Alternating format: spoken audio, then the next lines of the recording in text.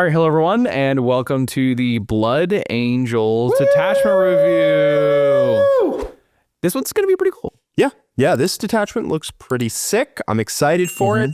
A new-ish way to put my red boys on the table and kill some people. Yeah, it's just same stuff, new flavor. It's very similar to Lag, actually, to Liberator Assault Group. Yeah. So this is going to be the Rage-Cursed Onslaught. Rage-Cursed Onslaught, Yeah, RCO. which is a cool name. There's actually a lot of cool names actually in this detachment. Yes. Let's actually just start with the detachment rule. So this is going to be Maddened Ferocity.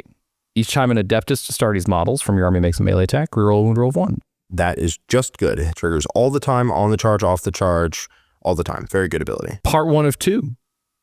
Part 2. Incredible. Each time an Adeptus Astartes unit from your army is selected to fight, if that unit made a charge move this turn, add 1 to your attacks. And if you're battle shocked, add 2 attacks instead. So there are ways to make yourself battle shocked, which is good. Now, crucially, this only, as far as I can tell, triggers if you charge.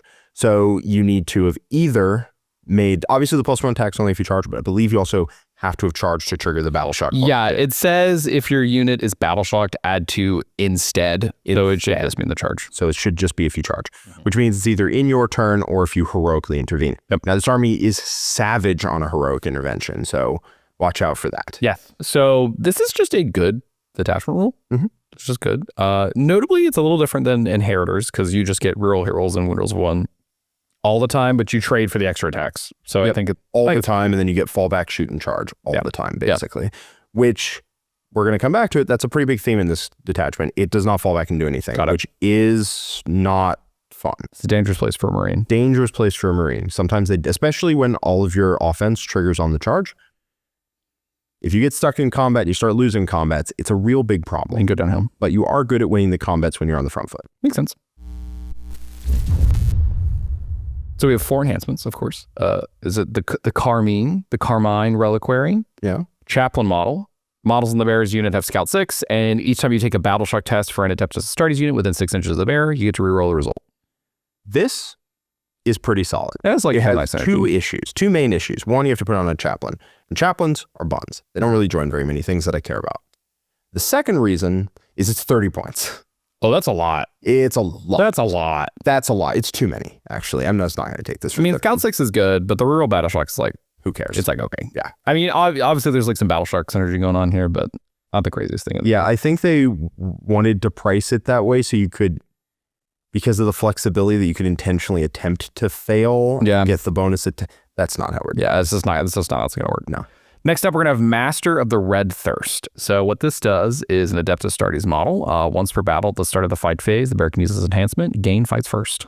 This is identical in points and rules text to Speed of the Primarch. Which is in every single army. It's in every single Liberator Assault Group list. Yeah. It should be in every single Liberator Assault Group list. It should be in every single Rage-Cursed Onslaught list. Yeah.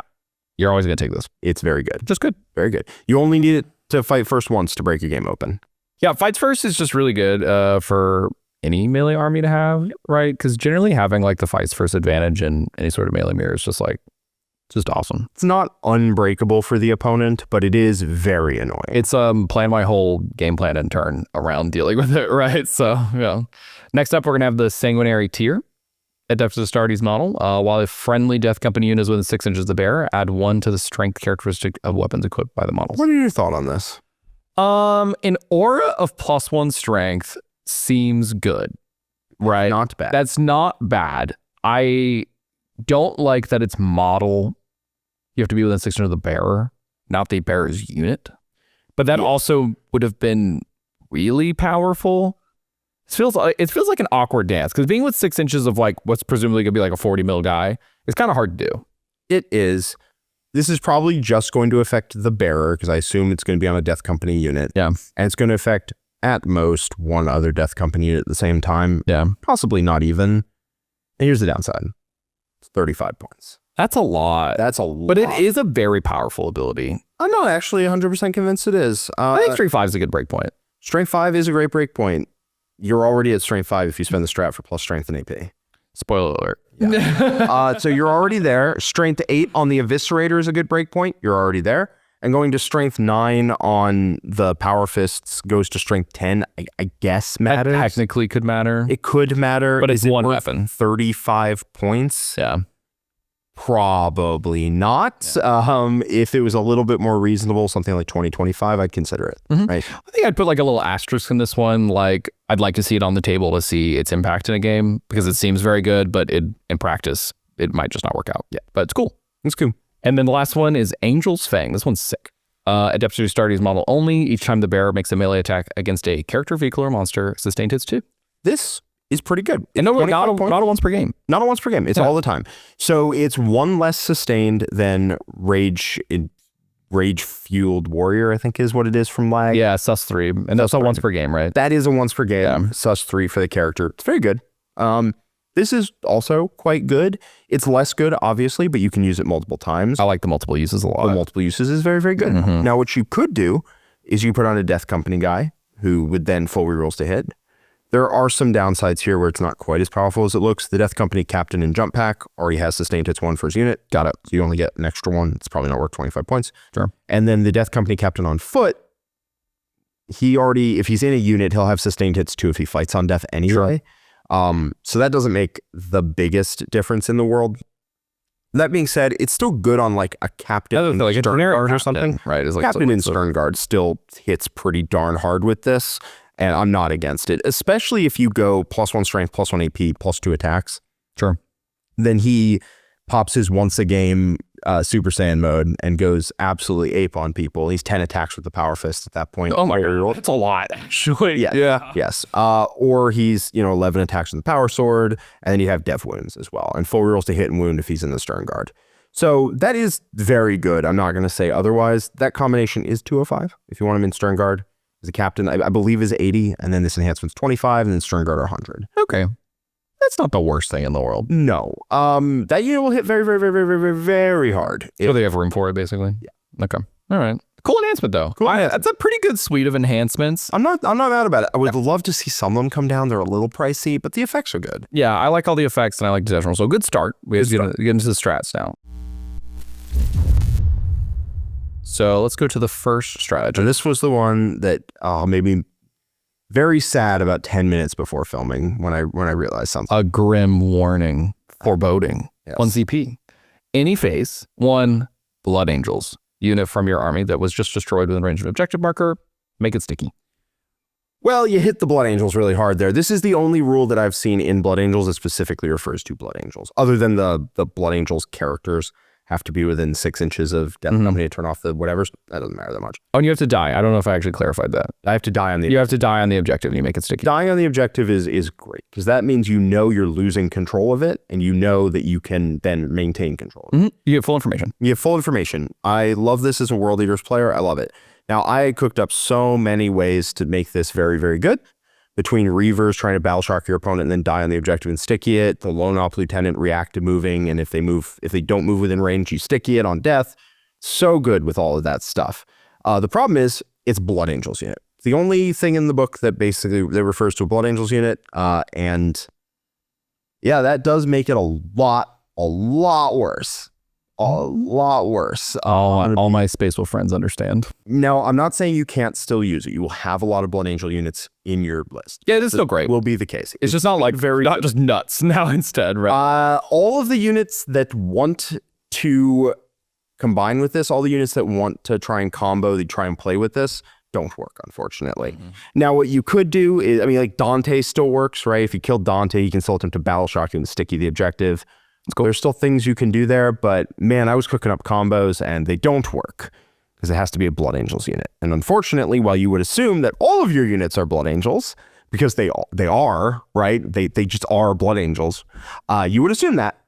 No, some of them are more Blood Angels than others. We're all equal, but some of us are more Blood Angels. I feel this so deep in my soul. I know you do. This is... It was sad when it happened to you, but it's tragic when it's happening to me. I don't understand this rules design. I'm going to be 100% with you. It feels really dumb. To me, it reads as purposely powerful or power limited, right? Like it's intentional that you can't do this with anything. They want you to just only do it with the Blood Angels. Looks like a balance measure. Whether that was necessary is like a question mark in itself, but I don't know. I think it's good. I don't think it was necessary, speaking as the guy who wanted to use it. No biases involved at all. Okay, Jack of would never be biased about Blood Angels in his life. Nope. Never. Nope. Never. No. As it is, it's a solid strat. It's not an insane strat. Yep, just good. It's just solid. Just good. Next up, we have 1 CP, Armor of Contempt. Nothing fancy about this one. Just good old Armor of Contempt. Always important for a Marine army to have. All right, next up, we have Insensate Rage. 1 CP, your opponent's shooting phase or the fight phase, just after an enemy unit is selected as target. 1 Death Company unit from your army that was selected as a target of one or more of those attacks. 1 CP, 5/0, feel no pain. Very, very good.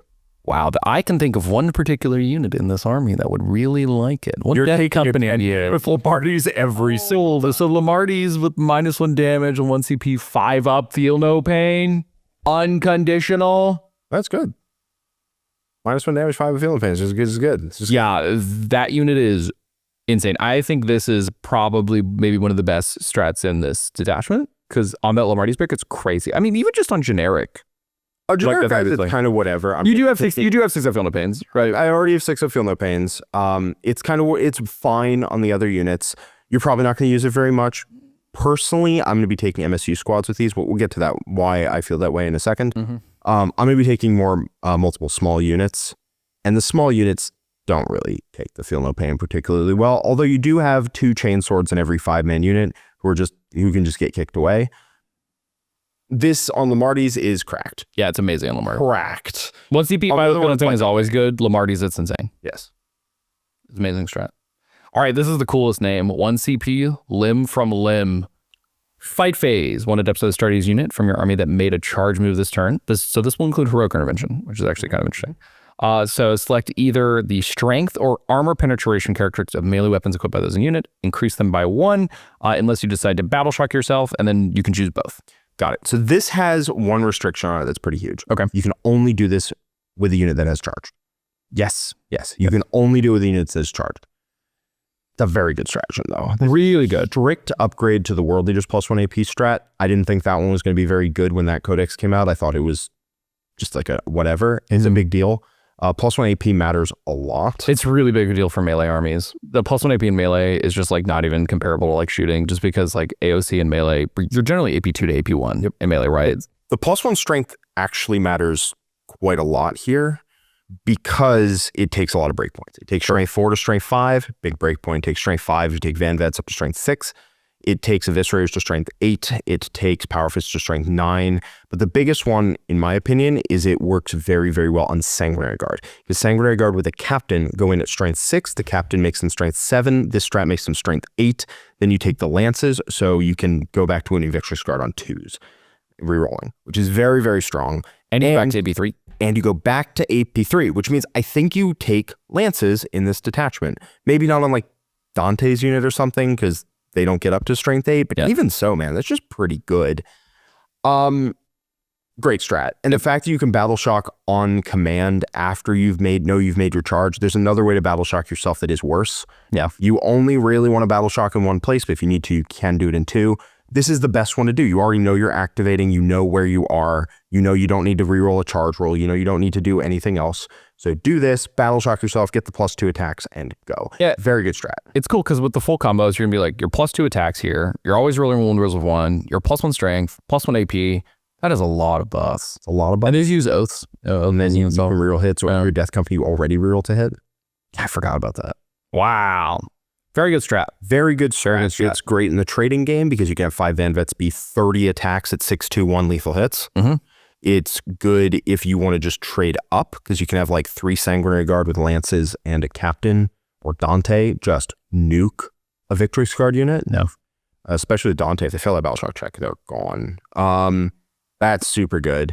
So you can trade up with little units, you can trade up with medium units, or you can split attacks with big units into things. Now, I do want to issue a disclaimer. Don't just always go around battle shocking yourself. No, there is risk involved. It's a huge risk. Yeah. If you're battle shocking yourself on your opponent's turn, like you've done a heroic or something, fantastic. Do it. It doesn't matter, because you're going to unbattle shock basically immediately. But if you do it in your turn, your opponent knows you can't interrupt. They know you can't Armor of Contempt. They know you can't, we'll get to this later, fight on death. They know you can't do any of that stuff. And so what that means, you can't 5-0 feel no pain. They get to make their plays knowing you can't heroic, can't do any of that. This is not as big a deal, honestly, or sticky on death. You can't do that. Yeah. Not as big a deal into shooting armies, although the sticky on death is a big deal. It's a very big deal. A very big deal. But it's a big deal into melee armies. The reason being, if you have 2 scary units and your opponent charges both of them, one of them interrupts, your opponent is sad. Mm-hmm. If you have 2 scary units, you can fight on death. If one of them is Death Company, and then you can interrupt with the other one. And now you've killed 2 units and they've killed 1. Fantastic. If you're battle shocked, you can't interrupt because they'll just start on the one that isn't battle shocked. Yeah. So this is a one-way trip for this unit. This unit's going in and it's dying. It better not be part of your defensive plan because it's not going to unbattle shock. It's going to die. Be very careful. On the other hand, it lets you trade up ridiculously. So go for it. I like the risk reward of this design. Yeah. I think it's actually really cool. Yep. You have really cool. 1 CP drop a nuke on somebody, but you are actually going to battle shock yourself to do it. It's awesome. I like using battle shock designs like this. I think it's a lot more interesting. It's really cool. Next up, 2 CP, Deathless Duty. Fight phase, this is just going to be fight on death for Death Company. No roll, just full fight on death. Yep. 2 CP, only Death Company. That being said, very good. Yeah, I think it's awesome. Death Companies are one of your best fighting units. They reroll hits even if they don't charge. A little interesting, it's only Death Company. It is only full fight on death. But there are some issues here with this. One being that Death Company generally really like the charge in order to actually do any damage here, right? Because they have 3 attack power fists. It's not the craziest thing in the world. Sure. I think if you're going to be making fight on death a core part of your plan, obviously you can use it on Lamarty's unit. Grand, right? It's grand there. You're losing Lamarty's unit, but you're trading, you're killing the unit that came in.